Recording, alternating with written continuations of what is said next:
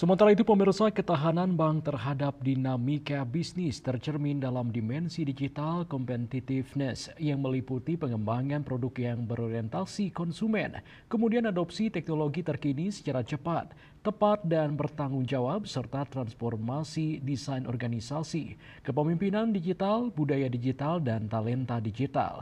Di sisi lain, ketahanan terhadap disrupsi atau gangguan tercermin dalam kerangka manajemen kelangsungan bisnis atau yang disebut dengan Business Continuity Management (BCM).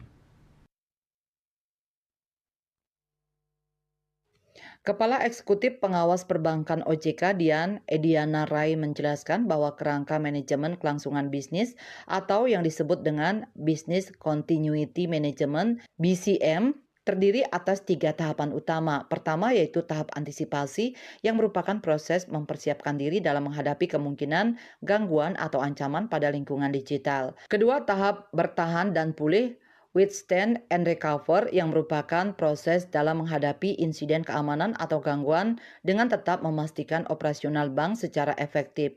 Terakhir yaitu tahap keberlanjutan sustainable yang merupakan proses evaluasi dan pengembangan untuk meningkatkan kemampuan dan pengetahuan sebagai upaya untuk mengembangkan prosedur ketahanan yang lebih baik.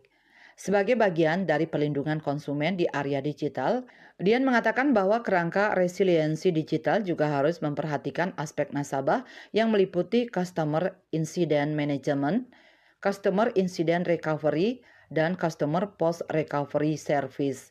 Dia menambahkan kerangka resiliensi digital yang terstruktur juga merupakan strategi penting dalam membentengi bank dari berbagai risiko digital yang muncul. Konteks resiliensi digital tidak hanya sebatas ketahanan terkait infrastruktur digital dan implementasi teknologi dari bank, namun juga berkaitan dengan proses mitigasi kebijakan terkait digital, serta yang terpenting aspek sumber daya manusia SDM pada bank-bank serta nasabah. Di samping itu, aspek non-teknis seperti SDM dan pimpinan juga merupakan aspek penting yang tercermin dalam kemampuan bank dalam menghadapi bisnis di area digital yang bergerak cepat, dinamis, dan mengikuti tren masa kini sehingga membutuhkan kematangan strategi untuk dapat bertahan di sektor jasa keuangan yang semakin kompetitif. Bali Post melaporkan.